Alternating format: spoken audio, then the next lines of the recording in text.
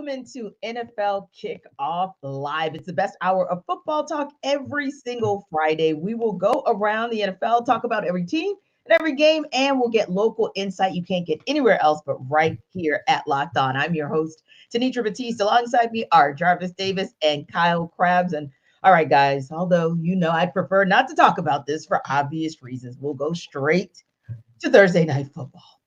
God.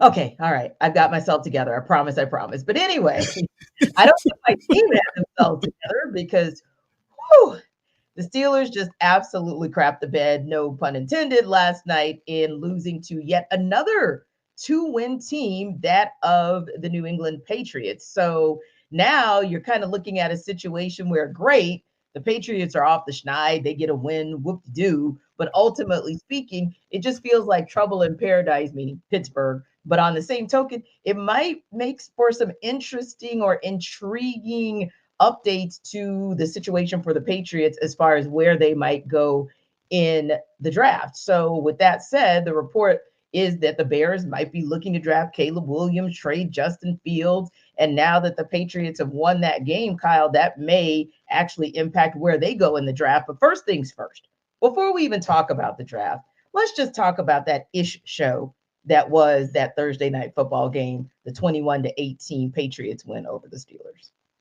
I want to know what happened. We just got done throwing Pittsburgh a parade for getting 400 yards offense 2 weeks ago. And then you can lose at home to Arizona, who's 3-10, and the Patriots, who are 3-10 now as well. And I get it. Kenny Pickett's out for this game. Mitchell Trubisky looks like Chicago. Speaking of Chicago Mitchell Trubisky, or at least the one down the stretch. Nothing going, no comprehensive reads. You could see the wide receivers are pulling their hair out through their helmets during the play because of just how incohesive this offensive effort was.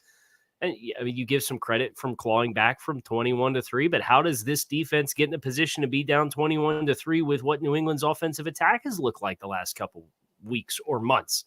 So a disaster turn of events for Pittsburgh, who, they're coming off the win against Cincinnati. They won that game on the road. And you said, okay, now here's the point where we could really clinch a winning season, and another one for Mike Tomlin. And now you're floating around 500. 3 of your last 4 games are on the road. This might be the year it doesn't happen for Mike Tomlin. And I know there's kind of some rumblings right now around it would a mutually agreed upon change be best for all parties here at the end of the season, just because Pittsburgh's felt like they've kind of plateaued. And this is as bad as it gets. I mean, last night was a rough watch if you were a neutral fan just watching that football game.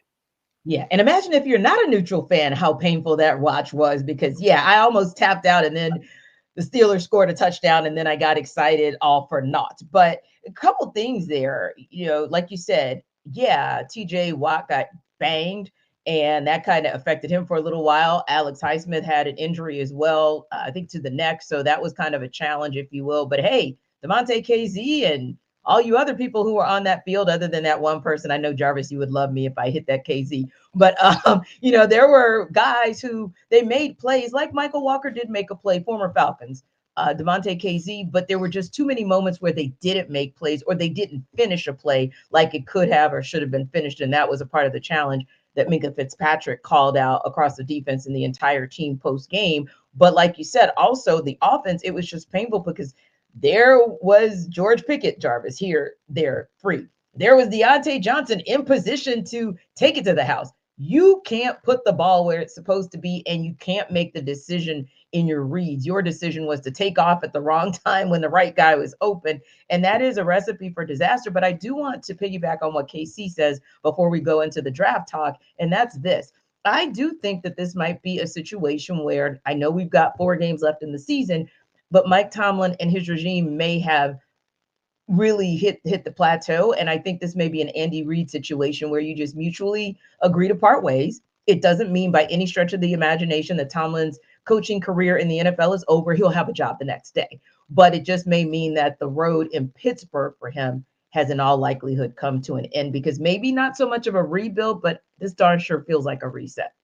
Yeah, it's definitely going to be a reset, because I really feel like it's time. And that's not an indictment against Mike Tomlin, because, things, it's like a marriage that, the fire is just all gone and people just kind of really sticking around for the kids. It's just like, all right, I love you, babe. Oh, I love you too. Oh, you never had a losing season. Oh, okay, that's fine. We're gonna bounce back and get into the playoffs, but we ain't got a chance to really win it all. Yeah, that's fine too. So I think now you're starting to move into a situation where, okay, let's figure this thing out, because at the end of the day, I think we all can agree that Kenny Pickett is not the quarterback of the future, right? So if there's a situation where you start losing games and you get into a position where you might be able to get one of those guys, one of those quarterbacks, there's going to be a lot to choose from in that first round. Do you really want to try to, use this same regime who just fired their offensive coordinator, who probably shouldn't have been the offensive coordinator coming into the season, because a lot of people were calling for their heads. I know you were, T. So now it's like, all right, I don't want this regime picking my quarterback of the future, because everybody understands what the situation is there. So I think if you mutually part ways, and I think you're also correct too, T, because Mike Tomlin, he will have a job, and I know we're going to talk about it later here, and I have the perfect spot for him, where he could take over, and I'm pretty sure there'll be Super Bowl contenders almost immediately if they're able to make that hire. Indeed. And Kyle, that kind of segues into that talk about the draft, because I think Jarvis makes an excellent point. One of the downsides of the winning records that Mike Tomlin has had, especially over the decade and a half since the Steelers won the Super Bowl, is you're middling. So you keep landing middle to late first round, and that's how you look the rest of the rounds. And sometimes you hit and it goes well, but most of the time it doesn't, because you're not getting the top of the first round, or even sometimes the top of the second round that'll allow you to dip back into the first round. My point being that this is a draft class where, the Steelers have to look long and hard at themselves and say, hey, if we end up at 18 or 20 or 16, like we keep ending up, this is the draft where you may want to do what you did with Minkah Fitzpatrick. Obviously, that was a trade situation where you threw in everything but the sink and it paid off. This might be a situation where you throw in everything but the kitchen sink in a draft situation, because these are some generational draft picks at QB that could change this franchise. So I think that's a decision that they have to make. And the Patriots are still looking, despite what we saw at Zappy last night, they've got to make a decision as well. Yeah, I think the decision's a lot easier for New England, just because you expect them to be in that strike zone, right? Where you look at Pittsburgh and you already got 7 wins. Like, what's the floor for you in the draft? If you lose out, you're probably picking 13. That's where we're sitting right now. So from Pittsburgh's perspective, you may transition away from, if you're going to do it, transition away from your head coach, identify what players are 30 plus second, third contract players that you can get more draft assets for. And I don't know about a reset. If you're going to do it, you might as well rebuild it and go for it, because I think that's the only way you put yourself in a position. I think this quarterback class is really interesting too, because the transfer portal has already eaten up a lot of what you would have perceived to be the second tier of draft eligible quarterbacks, and they're staying in school. So you're going to have Drake May, who goes early. You're going to have Caleb Williams, who goes early. A lot of people like Jaden Daniels. He's a little bit of an untraditional build for the position and a 1-year sample size of really good play. So there'll be some questions there. Can somebody get sold on that? I'm not sure. What is Bo Nix going to do after his 18 years of playing college football at the quarterback position? I think he's set the record for most starts at quarterback in FBS history. So that's no shade there. He's the longest tenured college starting quarterback ever at FBS. But from Pittsburgh's perspective, I don't envy where you're at. And I think there is something too. It's really interesting, these team life cycles where teams build themselves up and then there's kind of a natural transition. Really, the only one that's done it successfully over an extended period of time without regressing all the way back to square one again, even if they keep the coach and the brain trust, is New England with Tom Brady. So you look at Mike Tomlin, and he has 8 career playoff wins, and 5 of those, more than half of them, came in his first 4 seasons with the team. You even look over at Baltimore in the AFC North. John Harbaugh's got half of his playoff wins came in his first 5 years, and he's been there 15 years too. So these teams that are routinely, consistently in the hunt, If you don't go all the way back down, it makes it almost harder for you to gear back up and make a deep run all over again unless you hit the quarterback position. And they didn't do that with Kenny Pickett. Indeed. And that's my biggest challenge with this team, and feeling like that's why I keep saying middling, because you've done well, but you've not done well enough. And even that one time where you could have done well enough, I think it was 2018, when you had Jacksonville on the ropes and you allowed them to come back and get you. That would have been one opportunity to win big and, maybe get back to the Super Bowl, but obviously didn't happen. So I think it's one of those challenges. Now, here's the interesting part too, because of course, Jarvis, we know we're talking about what the Steelers are looking at under center, because that's kind of how you build out. And we know what we're talking about with the Patriots and how they build out. But an intriguing guy that, of course, we've been looking at for well over a decade, because he's born and raised in the Atlanta metro area. And, that's Justin Fields, and kind of how things play out for him. How does he look in these last couple of games? Does he look like a guy that Chicago says, okay, maybe we want to, keep him around? Probably not.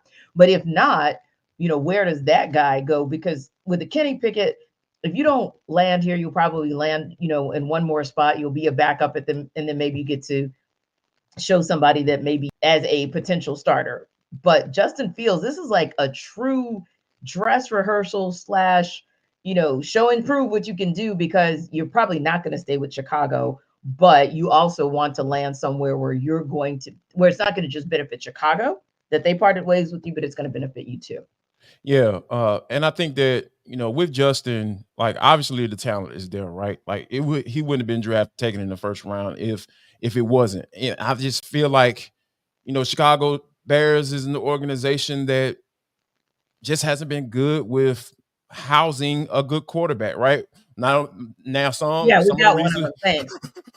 right. So one of the reasons may be that he just isn't good, or it just wasn't the right situation. And I feel like a lot of people kind of discredit that the latter, because like at the end of the day, like, you can have all the talent in the world, but if the situation isn't right, if the head coach isn't right, if the guy that's working with him every day and the quarterback coach isn't right, it's not going to work. Or the guy calling plays, we seen Luke Gessie. He just seems like, okay, I'm going to call plays according to what Justin Fields is really good at.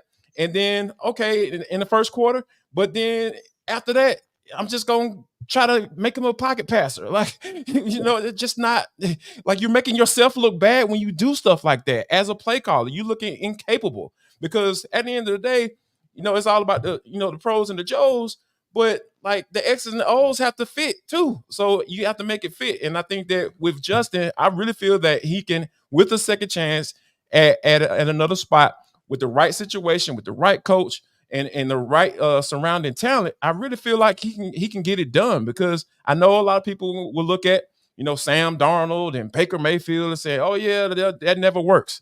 But Sam Darnold got a second round pick. So if Chicago wants to trade him, they're going to be able to get some good compensation for him. And I feel like Justin, in a different situation, maybe even down here in Atlanta, because we know Arthur Smith is really good with reclamation projects. Kyle, you're familiar. Ryan Tannehill, he made him look like a capable quarterback. And I think that Justin is a little bit more talented than Ryan Tannehill, in my humble opinion. So I feel like the situation is right for Justin as he goes down. All he got to do is just continue to, try to go out there and put some good tape out there. Yeah, and Kyle, I look at the situation that's going on. Not that we didn't know that Tua Tagovailoa was capable of what we've seen him do this season, but again, right circumstances, right staff around you, right players around you, and you can not only look like a good quarterback or a solid quarterback, but you'll really be able to show your greatness. And that's maybe what a Justin Fields is lacking. Still doesn't have the right talent around him, definitely doesn't have the right coaching staff around him. And it just seems like he's in an organization that's just, they can't figure it out. They just can't get right. And so if you can't get right as an organization, I don't think you're going to get this guy right either. Yeah, so there's a lot of hands in the pot here, right? As far as running a football team, running an offense. And the phrase that stands out to me was an interview that I did a few years back with Jordan Palmer, the quarterback coach and private trainer. He said teams bust on players more than players bust on teams. And you look at this environment that Justin Fields was put into, and Tanisha, you invoked Tua Tagovailoa and what that was like with Brian Flores, who was a career assistant at New England. The only quarterback he ever knew was Tom Brady. The only offensive line coach he ever knew was Dante Scarnecchia. Those are like Mount Rushmore of their respective crafts at the NFL level type of players and coaches. And he comes to Miami and he's got 4 offensive line coaches in 3 years. He has 4 offensive coordinators in 3 years. Jim Caldwell was in and out after a singular cup of coffee before training camp even started. He said, no, thanks. I don't like where this is going. So he stepped aside. And then Mike McDaniel comes in and it's a stylistic fit and they tailor what it is. And you've seen like peaks of it with Chicago, like down the stretch last year after the first 2 months of the season. And then they came out this year and they said, everything we did, no, we just traded it. We got DJ Moore. So we're going to be this deep set drop back passing game all over again. And guess what? He's got a 12% sack rate because it's just not what is the strength of him as a player. So I do think you have to continue to individualize what Justin Fields would have around him to be successful. I do happen to think Arthur Smith, that offense that is so run heavy, but you get extra hats in the box with Justin Fields and his threat as a runner versus Desmond Ridder or Taylor Heineke or anybody. Like, that's a whole different ballgame for that offense. And they've invested already in the skill group that would be around him. I think that'd be as exciting of a fit as you could craft for Justin Fields. Indeed. And the game we're going to talk about with a couple of guys who put the right pieces around them, put the right coaching staff around them, and they absolutely do it. That's Jalen Hurts and Dak Prescott. We're, of course, going to talk about the showdown between the Eagles and Cowboys when we come back. But before we get there, here's a quick word from Jarvis about DoorDash.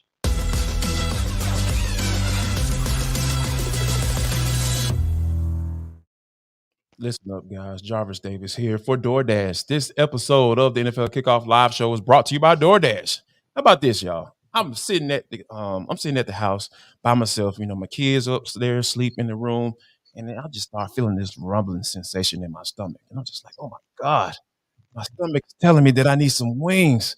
You know what I went to? I went to DoorDash. I'm telling you guys, it is the absolute amazing. And the code is LOCK23. What is that code going to give me, Jarvis? LOCK23 is going to get you 50% off up to a $10 value when you spend $15 or more on your first order. When you download the DoorDash app, drop that code in there, LOCK23, and you can satisfy that hunger in your stomach right now. I'm telling you, it was so amazing. I'm telling you, it is so easy, and then it's so easy to use.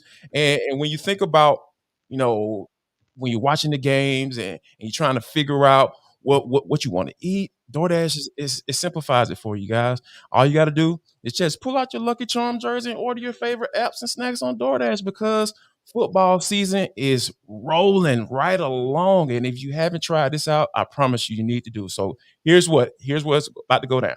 I need you to go to download the DoorDash app, and you're going to get 50% off up to $10 value when you spend $15 or more on your first order. When you download the app, enter the code LOCK23. That's code LOCK23, LOCKED 23, and go ahead and satisfy that hunger.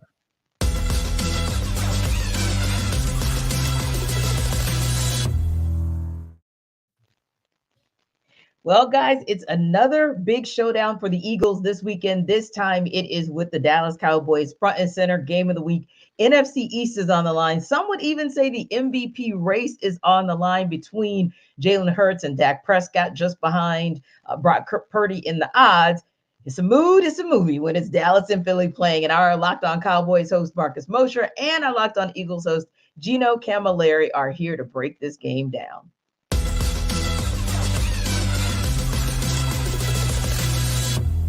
I do think this is a big Brandon Cooks game at home in a dome on a fast track against some older corners.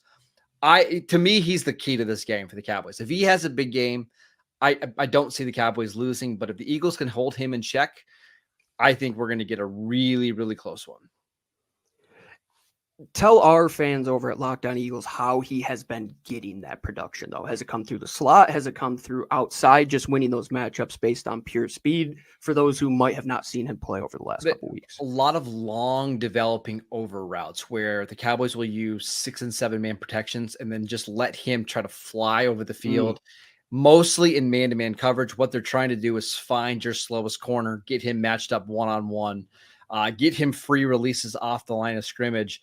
But I also mentioned he's been somebody who, when the Cowboys get in the red zone, he's gotten more red zone targets than what CeeDee Lamb has gotten because he is so quick off the line of scrimmage, and teams typically like to play a lot of zone. He just has a great feel of where to settle down in zones.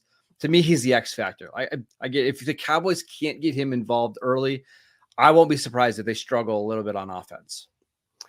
So I think we both kind of have it the same mantra on this one, where we need our Klay Thompson to kind of step up in this game, right? You need the role guys to have big games. Yeah, you need your Brandon Cooks, you need your Devontae Smith, you need your Jake Ferguson, you need your Dallas Goedert. And the last key to victory I'm going to say is, can DeAndre Swift and this offensive line find a way, whether it's you're leading late in this game, whether it's you're trying to get back to what your identity was of being a balanced offensive line, they've gotten no push.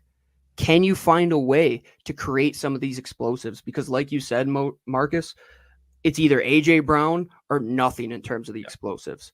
And early on in the season, a lot of those came through DeAndre Swift being lightning in a bottle. They need to get back to that, because it might come that once again, you're leading a game against the Dallas Cowboys and you have to find a way to choke out the clock. Yep. And if not, Dak can lead them down the field and put them right in a position to score like we saw that last week. I think 3.5 points is bang on. I think Vegas just knows way too much and way more than we ever will. And it's going to be a field goal game, in my opinion, because there's so much riding on it. And just as a neutral fan, like, you're welcome once again. These two teams are just what people want to see. As much as you might hate them and talk bad about them and create your crappy narratives, you guys love watching the Cowboys and Eagles, no matter what you say. Plus, the Cowboys are wearing their awesome all-white uniforms on Sunday night. It's going to be absolutely. Ooh, those are going to be pretty on Sunday Night Football.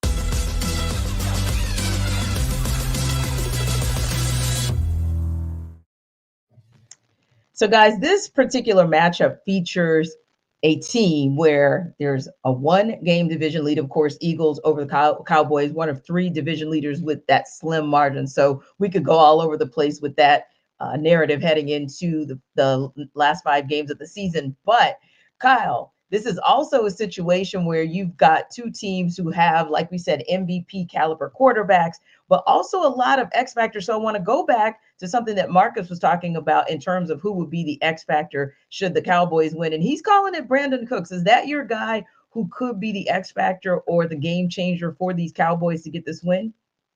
Yeah, I certainly think coming into this season, you expected to get a certain caliber of production from Brandon Cooks. And for the first month and a half of the season, he was MIA, like nowhere to be found. And you're wondering, did Brandon Cooks get washed this offseason and we all didn't get the memo or what? And then lo and behold, they start finding ways to get him involved in the offense. And it's coincided with Dak Prescott and this emergence of this 6 consecutive games, I think it is, with multiple touchdown passes, which is the longest stretch of his career, and playing at a caliber that has put him right at the front of the MVP conversation as we go into December. So I certainly think that's an element for Dallas that if they have that component humming, even if it's only a couple shots throughout the course of the game, this feels like an more explosive plays wins the game type of contest in my mind between these 2 teams, because they're capable of haymakers.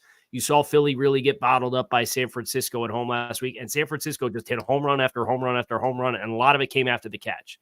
So who's your guy that's going to have the speed and help create those chunks?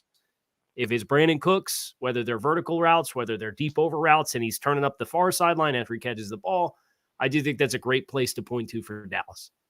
Yeah, not only yards after the catch, but really yards after contact as well, Jarvis, because, Deebo Samuel and Christian McCaffrey were out there bulldozing folks. And from a yak perspective, from a yards after the catch, I was wondering if Darius Slay had gone back to Detroit and, maybe we missed that flight that he'd taken because, he was absentee last week. But if you look on the flip side for the Cowboys, they're looking to break a streak because really in the East, you don't have back-to-back champions. You have to go back to the early 2000s where the Eagles won 4 in a row to see a back-to-back. That's how competitive this particular division has been. But the Eagles have swooned a little bit over these last couple of weeks, right? Even when they won, sometimes it felt like it was on the struggle bus. Granted, against the Chiefs, and granted against the Bills before, the slaughtering that was the 49ers game. But who's their X factor? I mean, one person that I think Gino may have mentioned was Devontae Smith, but could be DeAndre Swift as well, depending on which direction you think would win this game for them. Who you feel like is their X factor in order for the Eagles to kind of get back right? It has to be Jalen Hurts in my eyes, because here's the thing, because he looked weird last week, holding on to the football for so long. Obviously, you have one of the better offensive lines in the NFL. I get it, but get rid of the football, because if Jason Kelce is turning around like, oh, okay, yeah, I got my man, and he still has the football. Oh, he hasn't taken off running. Like, oh, you didn't try to go get yards instead of trying to find somebody downfield when it's just not there. So I think that he has to be a little bit more decisive to the football with the football. Help your offensive line out, because I think that is something that could be a catch-22, because a lot of times guys want to put everybody look at the sack numbers. Oh, he's been sacked X amount of times, and automatically blame the offensive line, but there are times where the quarterback is holding on to the football too long, or they're just not throwing it away when there's nothing there. And I think that I saw Jalen do that several times last week. And I think that also he can be a bigger X factor with call runs, design run plays. I think that helps that offense out tremendously, because once you start getting guys coming down, dropping 8 men in the box, and you start seeing that single high safety, and then for some strange reason they try to maybe even single cover AJ Brown on the outside. Those are things that I feel like Jalen can take advantage of. You make the reads a little bit more simpler. They're simplified when the team start playing against the run. So I think Jalen getting rid of the football, making sure that he's on point, and then if it's not there, just throw the football away. And I feel like some design runs will get the Eagles a win in this one. But do you think maybe the Eagles have gone away from that because low-key, obviously they wouldn't tell us the truth, but right, he's not quite his 100% self. And so the explosiveness that they could expect from him in those run design plays, maybe it's not there because he can't run like Jalen can run. And maybe that's a part of the reason he's holding the ball, because he's like, he knows that he can't be his explosive self on the ground. I think that could be a factor, but here's the thing. If you're out there, if you're putting him out there, if there's nothing on the injury report saying that, hey, he's dealing with X, Y, Z, or hey, he's questionable, I have to go off of what I see. And I see that you all need to call some design runs for you, because you have the offensive line to do it. Go ahead and do it. And I think that, turn around and handing the football with DeAndre Swift, that helps as well. And, he can be a little inconsistent sometimes, and that's why he's not in Detroit any longer. But those are some of the things that you're going to have to do. If you're putting them out there, I feel like, hey, I don't want to hear about it. Like I got Hugh Douglas up in Philly. He's just like, hey, man, show me the baby. If you out there, show me the baby. Show me the production. Get the win.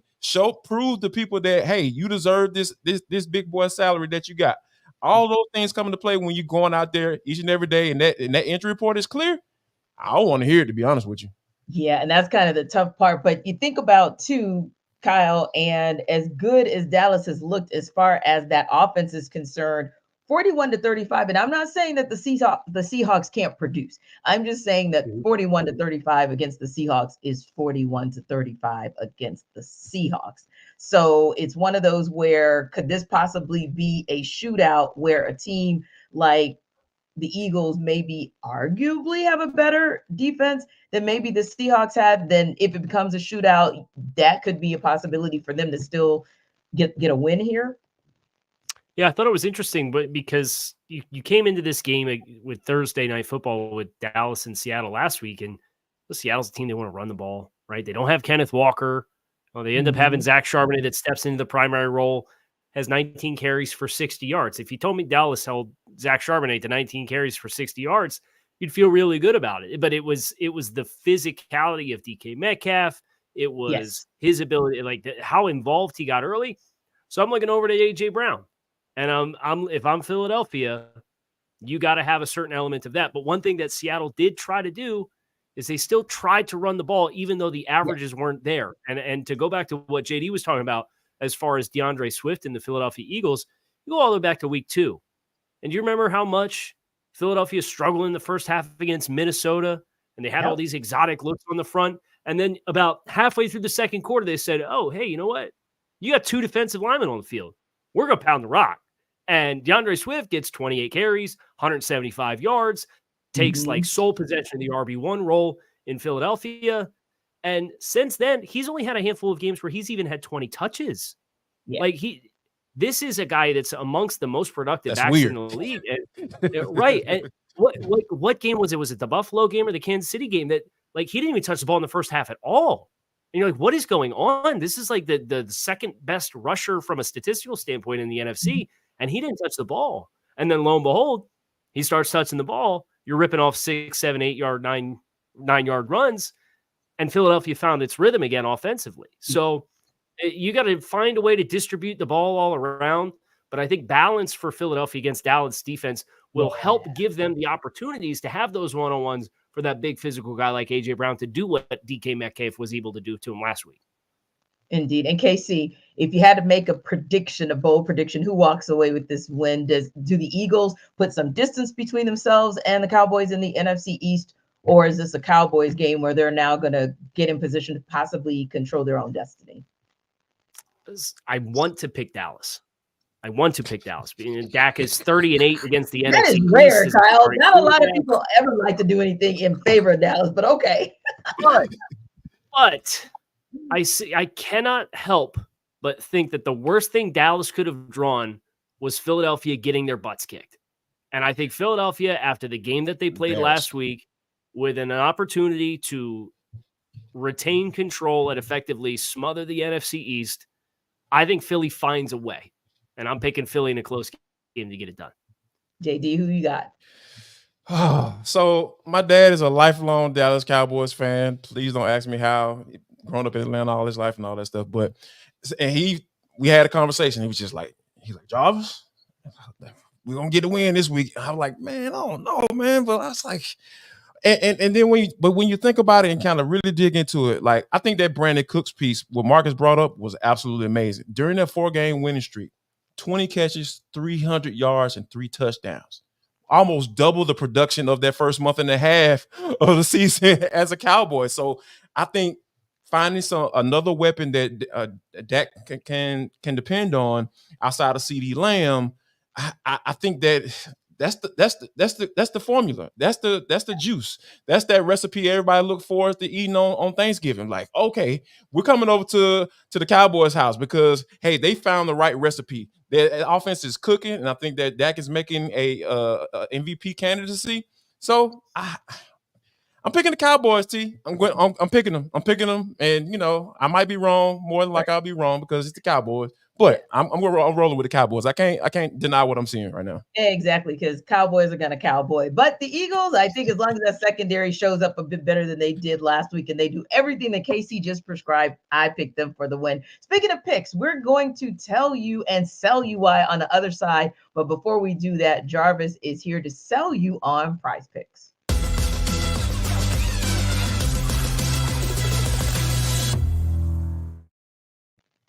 Jarvis Davis here for Prize Picks. This episode of NFL Kickoff Live Show is brought to you by Prize Picks. It is the largest daily fantasy sports platform in North America. That's a pretty big deal, folks. We are the easiest and most exciting way to play daily fantasy sports.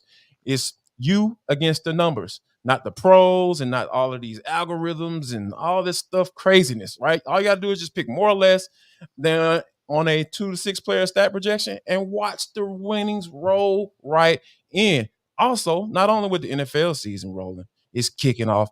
Basketball season, guys, is right here. And now you can pick combo projections across football and basketball from the Specials League, a league created specifically for combo projections that includes 2 or more players from different sports or leagues. For example, LeBron James on the plus Travis Kelce at a 10.5 combo of 3 points made plus receptions.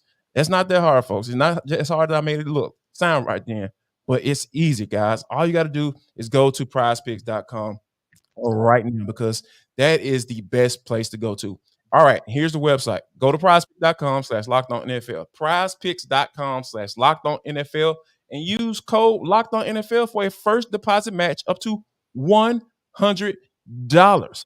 And folks, Prize Picks is daily fantasy sports made easy.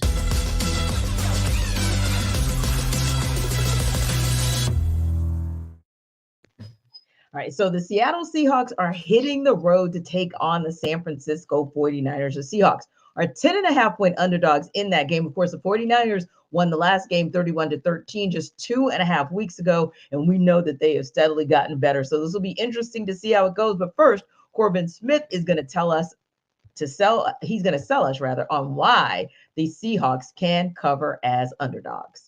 Looking for their first win against the 49ers since 2021, the Seahawks will head to Levi Stadium for a must-win rematch against their division rivals on Sunday afternoon. This is Corbin Smith, host of the Locked On Seahawks podcast. The Seahawks will enter Sunday's rematch against the 49ers as 10.5-point underdogs, and honestly, that feels a little bit low considering how much San Francisco has dominated this series over the last 2 seasons. None of their previous 4 encounters since the start of the 2022 season have been decided by under 15 points, with the 49ers winning all 4 of those matchups, including a 31-13 victory at Lumen Field just 2 weeks ago. For the Seahawks to have any chance to cover that spread or potentially pull an upset on the road at Levi Stadium, the offense is going to have to build off a solid outing in Dallas where they scored 35 points and put up 5 touchdowns. The offense has only 3 offensive touchdowns in their last 4 games against the 49ers combined. The run game is going to have to be solid. They're going to have a play-action game working off of that to take advantage of their receiving talent. As for the defensive side of the football, missed tackles have been a major problem against the 49ers, including a bunch of missed tackles against Christian McCaffrey a few weeks ago. They have to get him to the ground. And they have to limit explosives. They gave up 7 explosive pass and run plays in the first half alone in week 12. If they're able to cut that number in half and potentially create a turnover or 2, the Seahawks can give themselves a chance in a game that few expect them to be competitive in this upcoming weekend. Our guy Corbin pulled absolutely no punches. All right, Jarvis, I'm going to ask if you can maybe wrap your arms around little Tink Tink and give me a path to winning for the Seahawks. Sorry, little Tink Tink. It's time to go home. Take your little ball and go home because the Seahawks just, they're on 3-game losing streak. They lost to the Cowboys. They pushed them to the brink. Don't get me wrong, but I think just, with Kenny Walker being out, Kyle, I really feel like Charbonnet is a drop-off. It's a pretty decent drop-off when you talk about, the type of running backs that they bring to the table. And the way the San Francisco 49ers have been playing, they just seem different. I know they've been, going to NFC championships and just being that type of team. But ever since Purdy came back and that man, that man that plays left tackle, number 71, Trent Williams, yeah, this team is different. And Debo Samuel, those guys, when you have those guys coming back into the fold, this is a different team. Those guys are playmakers, and you just see how Kyle calls plays just like who's going to get the rock, and there's nothing you can do about it. So, yeah, I feel like Seattle is about to get ready to go into a buzzsaw. The 49ers are riding high because we know all of the hoopla and drama that went into that game against the Philadelphia Eagles and how they were able to, talk that talk and walk that walk. Yeah, I feel for the Seattle Seahawks right now because this is not a good matchup for them given the circumstances. Well, Kyle, I'll let you come back with that one because, no lies told right there. No lies told. Yeah, so for Seattle to win this football game or keep it within less than a touchdown and a field goal and cover 8.5 points, I really think they have to force multiple turnovers and then you score 35 points.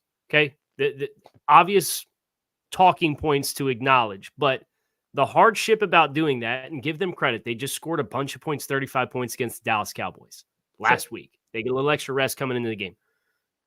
JD talked about Trent Williams, Debo Samuel, that stretch of injuries.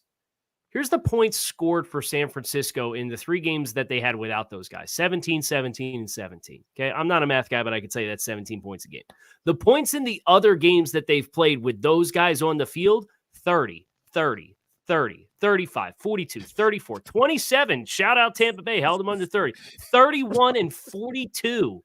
They are rolling up the points. And oh, by the way, outside of that 3-game stretch where they had 7 turnovers without Trent Williams and Deebo Samuel, they have 3 turnovers this season offensively. San Francisco has 3 turnovers in the games that they play with Trent Williams and Deebo Samuel on the field. It's December. They have 1 turnover in the month of November. So, like, Seattle is just going to have to get this totally uncharacteristic performance that San Francisco has not done with their guys all season long. And if they can do that, hey, there's your selling point to covering 8.5 points. Yeah, and my mind went to the only way it would possibly happen. And sometimes you are so on mission to prove yourself. I think the 49ers are so on mission to prove that they belonged in the Super Bowl last season versus the Eagles that maybe an emotional letdown may allow the Seahawks to sneak in and get this game. But other than that, yeah, it's going to be a tall order to even cover the spread. Now, in a battle between top-tier quarterbacks, the Kansas City Chiefs host the Buffalo Bills on Sunday afternoon. The Chiefs are 1.5-point favorites in that game. And here's Ryan Tracy from Locked On Chiefs to tell you why the Chiefs can cover that spread. The key for the Kansas City Chiefs to cover the spread and get a win against the Buffalo Bills is straightforward. Keep it simple, silly. Don't get overly complex. Don't go outside your wheelhouse. Stick to what works. I'm Ryan Tracy from Locked On Chiefs, and that's where we are this week. For the Kansas City Chiefs, it starts with the run game. Isaiah Pacheco has been missing in action at practice, but could be available for the ball game itself. His backups, Jerick McKinnon and Clyde Edwards-Helaire, will be ready to go. And they've been much more successful at running the power run block scheme lately that they'll be able to double down on and attack the Bills on the ground. That sets up the pass game, which has been a struggle. It comes down to this. In order to move the ball, you have to feed Travis Kelce first and foremost. The plan will be to take him away. So where do you go after that? Rashee Rice is the emerging talent that will be the number 1 wide receiver, and you have to feed him. It is a dual-pronged passing attack that everything else branches off of, including Kadarius Toney, Sky Moore, and possibly Richie James, who can maybe give a little bit of lift in this particular ball game. All that goes down to protecting Patrick, giving him time in the pocket, not making him wait till late in downs to try to make something happen. On the opposite side of the ball, it's about containing Josh Allen as you do a contain rush. You're not going to get the super exotic blitzes. You don't want to flush him unnecessarily. He went for 9 for 81 last week on the ground. You don't want to trigger that. But the trio of pass catchers is going to be a great matchup. L'Jarius Sneed should travel with Stephon Diggs all over the place. That will leave Gabe Davis outside against a couple of young corners, as well as Khalil Shakir, who's been hot on and off of late, against Trent McDuffie. I feel great about that matchup, and I think Shakir isn't going to be someone who's going to be able to break this game open with McDuffie all over him. So it will come down to Gabe Davis, and more importantly, Dalton Kincaid and how he attacks the linebacker level that might be without Drew Tranquill, might be without Nick Bolton. It's down the middle in this game for the Buffalo Bills. It is Dalton Kincaid against those linebackers, Khalil Shakir against those safeties once he breaks loose, as the safeties will be with Mike Edwards rather than Brian Cook, who's out with injury as well. And that's how the Chiefs can get it done this week against the Buffalo Bills. And when you think about that game and who could or may not have an impact on the game, unfortunately, we just got word that Isaiah Pacheco is, of course, out for this Sunday's matchup. And that's a critical component because, yes, it's great to get Clyde Edwards-Helaire back, but on the same token, it's always been kind of a 1-2, if not 1-2-3 punch when it comes to the run game for the Kansas City Chiefs. So, I mean, Jarvis, how do you think it's going to impact them not to have Pacheco out there this Sunday? Oh, it's gonna be a tremendous in my eyes. I mean, let me start off by saying this: they're gonna count on Jordan to get the job done. Patrick Mahomes. He's Michael Jordan in football right now. That's kind of where I know we've been throwing that term around a lot lately. T, when it comes to the Atlanta Falcons and Jesse Bates, but when you think about what this offense looks like, the toughness and the offensive line, the investment in the offensive line, and Donovan Smith and Jawan Taylor bringing those guys in. You know that they want to have some sort of identity and balance to this offense and not have to always depend on Patrick Mahomes. But when you take a guy like Isaiah Pacheco out of that equation, like, because this dude just runs so hard, it seems like he's just fighting for every single yard. And then what comes with that, though, is the dealing with the injuries and dealing with certain things and little knickknacks from time to time. And this offense just looked different without him in that equation. So I think that you're going to have to essentially lean on your MVP quarterback to be able to sling the ball around the yard, and you hope and pray that those wide receivers, they step up and they make those necessary plays, because Pat is going to find those guys, and they have to be able to catch the football and make a play with it.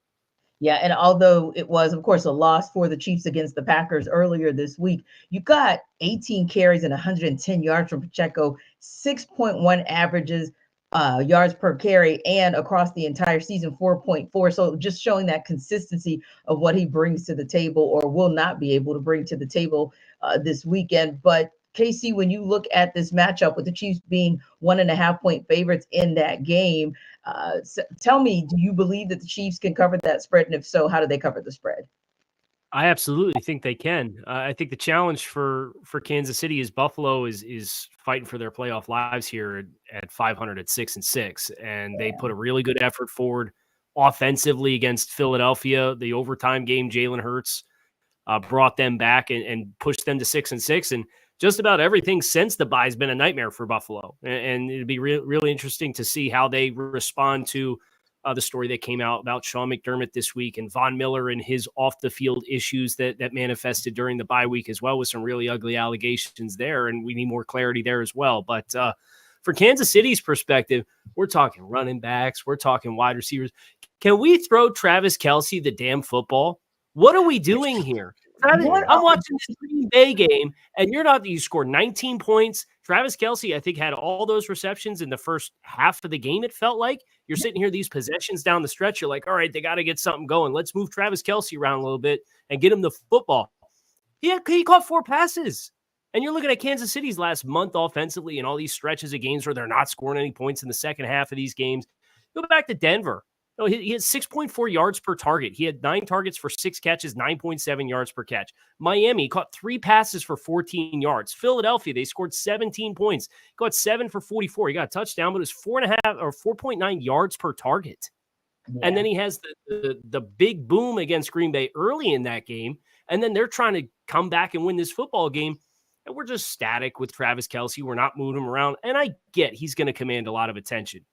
But you're coming into this game when Buffalo doesn't have Matt Milano, and Micah Hyde and Jordan Porter look a step slower than what they've been in the past.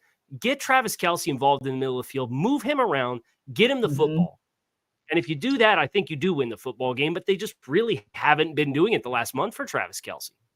Yeah, and I think one of the points that you make as well is, in addition to, the Chiefs needing to get back to their identity, at least they kind of have an understanding of their identity, regardless of what we kind of saw in that Packers game earlier this week. But I think you make a great point too, KC, about the Bills need to take care of Bills things, because they do have issues like the off-field issues that came to light earlier this week with Von Miller. We're just now getting notification as well from multiple sources that Shaq Lawson was fined an undisclosed amount for his interaction with a fan in the game against the Eagles.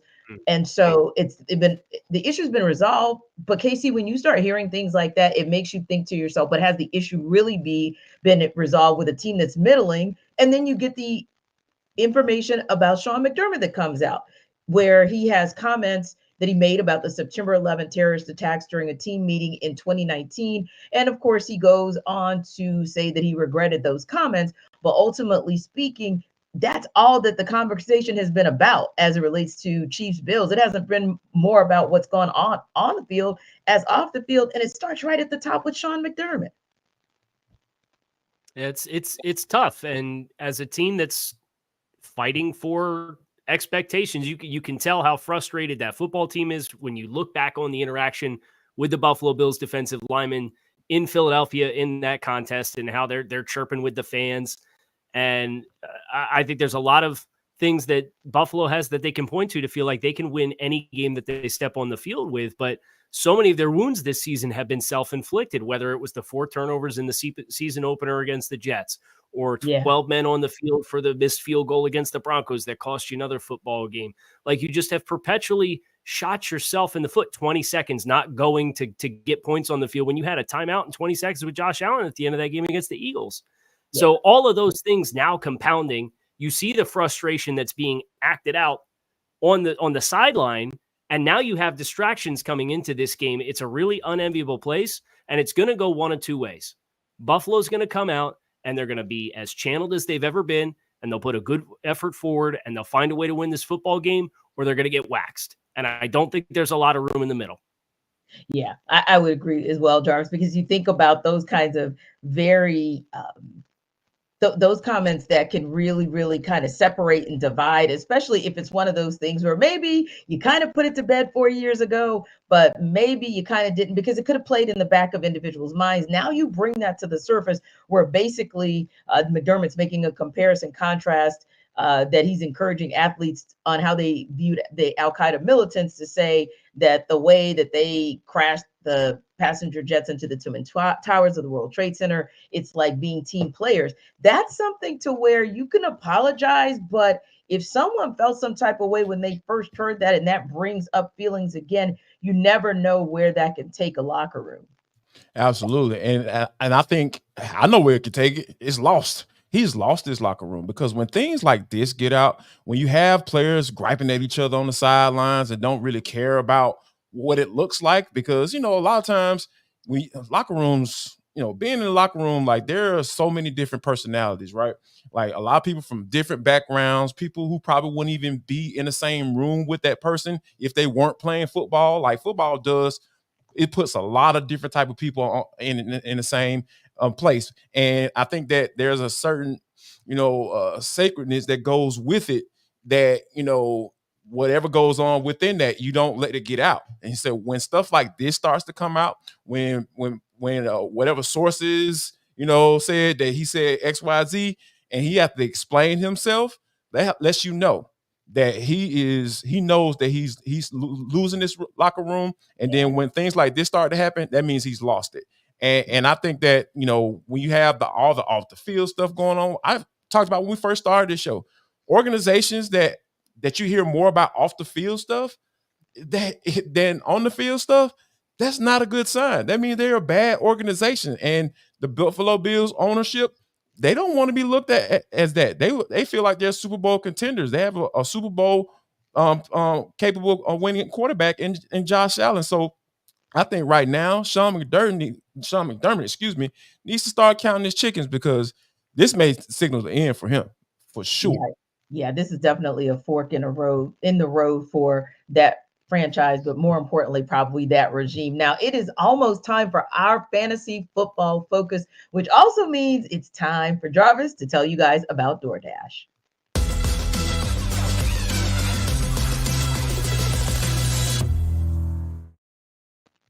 Jarvis Davis here for DoorDash. I need you people to get prepared before game day. Stock up on your favorite appetizers and order all your tailgate gear on DoorDash. Then get ready to watch your team win. I just start talking about the Bills. I don't know if y'all gonna win, but yeah, you can watch your team and have a good time regardless of the result and get you some good food. I'm talking about all of your favorite restaurants and stores, from retail to grocery, are on the app, so you can shop everything you need to get game day ready. I know me, I might try to fire up my grill on Sunday because I want to watch the Falcons and see what's going on. You know what? I want to give me some wings. I want to fry them bad boys up. So, I'm going to go on a DoorDash, find my little neighborhood grocery store and order me some flour. Give me some seasonings. Get some oil. I need some good oil so I can fry those wings up. And then, and guess what? I haven't even left my house. So here's what I want you to do. I want you to do the same. All you got to do is go to DoorDash and you're going to get 50% off up to a $10 value on your first order when you spend $15 or more when you download the DoorDash app and enter code LOCK23. That's code LOCK23, LOCKED 23. Subject to change. Terms apply.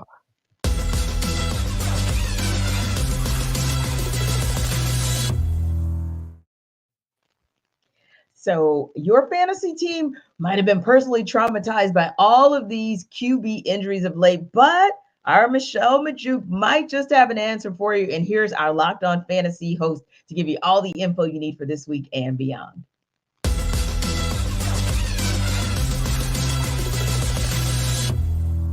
Are you a victim to your fantasy quarterback going down with an injury and need a quarterback to play in week 14 or even for the rest of the season? I got you. Here are 3 quarterbacks that you should consider picking up and playing, at least for this week. So first up being Vikings quarterback Joshua Dobbs.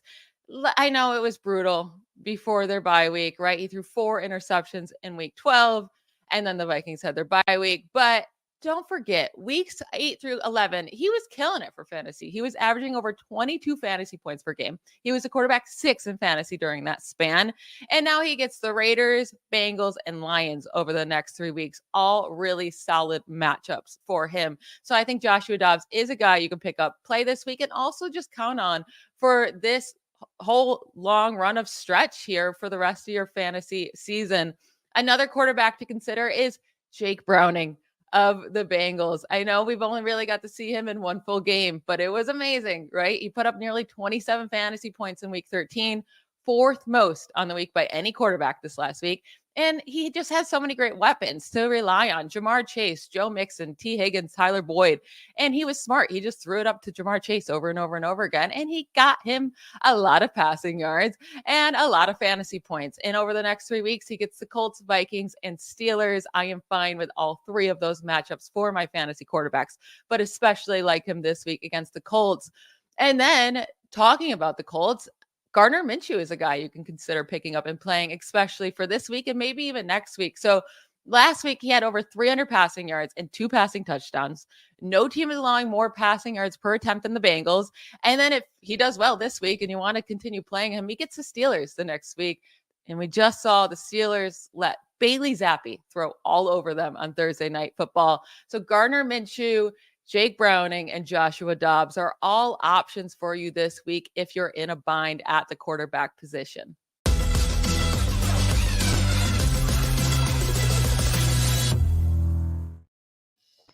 Wow, that must be some kind of bind if you are going to go with Dobbs, Minshew, and Browning, Casey.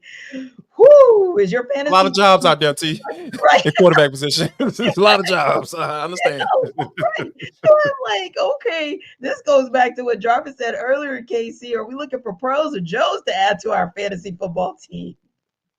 Yeah, well, out of the ones that Michelle gave, the one I don't want to touch is Josh Dobbs. I've seen Cinderella when I was a kid, and I know when the clock strikes midnight, that carriage turns into a pumpkin, right? And that performance was so bad against Chicago, like did not know what way was up. And they were considering benching him during the bye week. It came out and said that he was going to retain his starting job.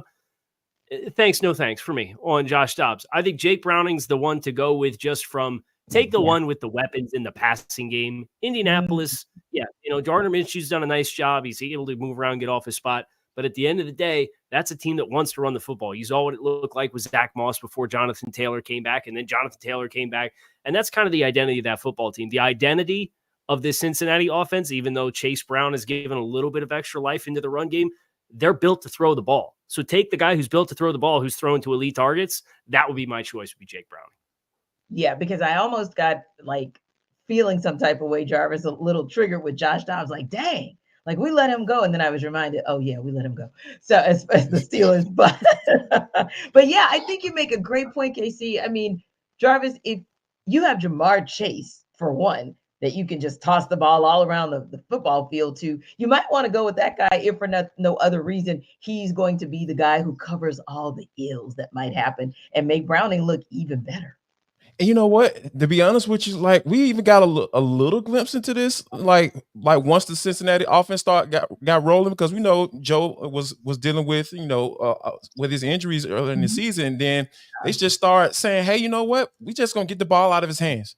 We're gonna throw these quick screens. We're gonna dump it off to Joe Mixon, and guess what? You could do the exact same thing with Jake Browning, because that stuff is simple. It's simple, and it caters to the ability of your quarterback. Now, you can throw the football down the field, true enough, when the opportunity presents itself. But like the game plans going from here on out have to be, hey, get the ball in your playmaker's hands, whether they be turned around and handing it off 25 times or 25 to 30 times with your running back combo, or you getting the ball to Tyler Boyd, you getting the ball to T. Higgins, who's back, and then Jamar Chase, who won the best wide receiver in the NFL. So all of those things, it's just set up perfectly for Jake Browning going forward, and the Bengals should be able to take advantage. Hey, KC, as we wrap up here real quick, what's that one game you have your eye on this weekend? I think I'm looking at Indianapolis and Cincinnati as far as that AFC wild card race when you consider you've got the 5 seed is 7-5 and the 11 seed in the conference is 6-6. You got a ton of teams that are just smashed together. Half of them are going to miss the playoffs. And that's a head-to-head matchup at 1:00 that's going to have a lot on the line for the AFC conference. Indeed. How about you, Jarvis? Real quick, what's your game to watch? Got to be Falcons Buccaneers. This is the game the playoff game within the playoff game. And this is for the title of, hey, we're the best team in the worst conference in the NFL. Let's see what there is. On that note, a lot of cool matchups that are going to be some decision-making games for how these playoffs play out, both in the AFC and the NFC. Thanks again, guys, as always, for stopping by NFL Kickoff Live. It is the best NFL talk you can get anywhere. For Jarvis Davis, Kyle Krabs, I'm Tanisha Batiste. We will see you next week.